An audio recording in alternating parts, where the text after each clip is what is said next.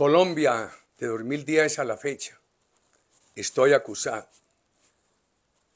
En 2010 el país no estaba perfecto, pero había mejorado, teníamos menos violencia, los ciudadanos tenían esperanzas en la seguridad, había disminuido muchísimo el narcoterrorismo, crecía la economía, había confianza, se disminuía la pobreza, también el tamaño del Estado, había austeridad. Por primera vez aparecían unas señales de mejoramiento del coeficiente Gini de distribución del ingreso. En los 2 primeros años del gobierno Santos, los resultados fueron buenos, pero es que además tenía otro elemento favorable en la herencia. Habíamos superado la crisis de la economía internacional gracias a la confianza que había en Colombia.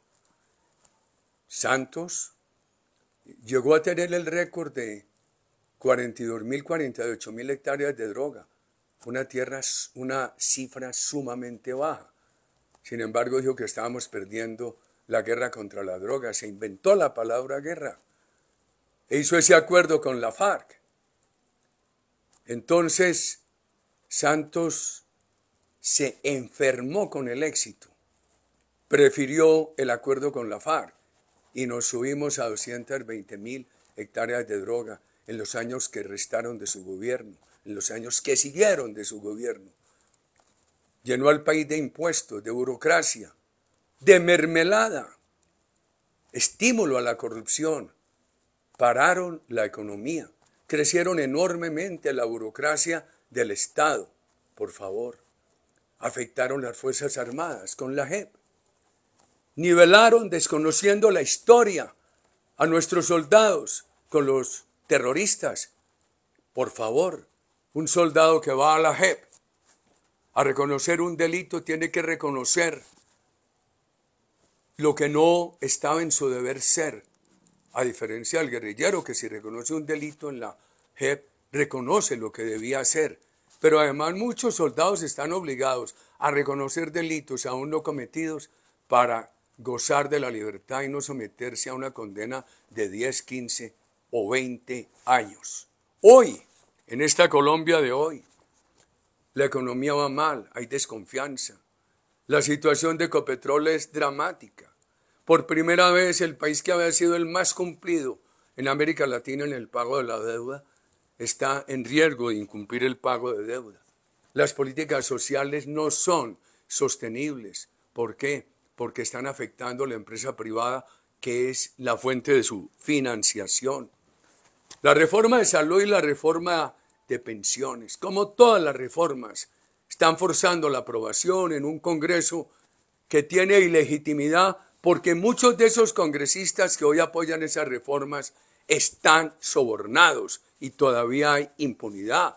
Ojalá una acción popular ordenara parar ese debate, porque al país no le pueden hacer el daño de aprobar unas reformas inconvenientes, sin consensos, a través del voto de congresistas sobornados. Por favor, esas reformas van a ahuyentar la posibilidad de que Colombia tenga participación del sector privado en la salud, de que Colombia tenga participación del sector privado en la administración de pensiones. Nos van a llevar a que en el mediano plazo este país quede sin reservas para las pensiones. Y en la reforma laboral lo que hace es crear pánico a la posibilidad de tener nuevos empleos. Y veamos orden público. Los comerciantes en toda Colombia dicen, nos están extorsionando. Los tenderos también, los finqueros también.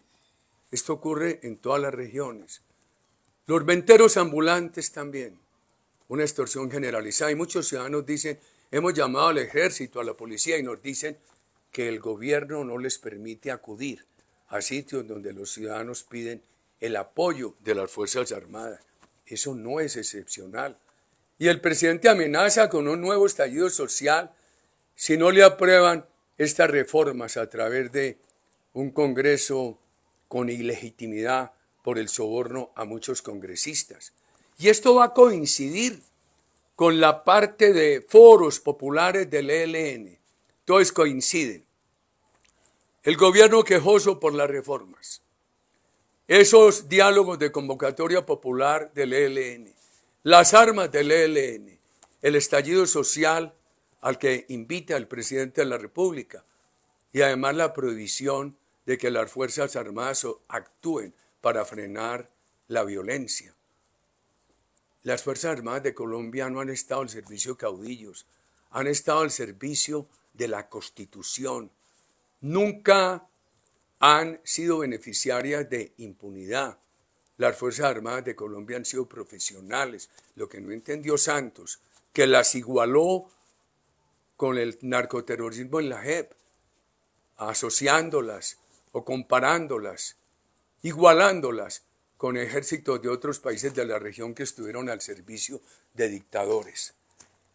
Nuestras Fuerzas Armadas tienen un deber por encima de todo, que es la protección de la ciudadanía, la protección del Estado y de su elemento más importante, que es la ciudadanía.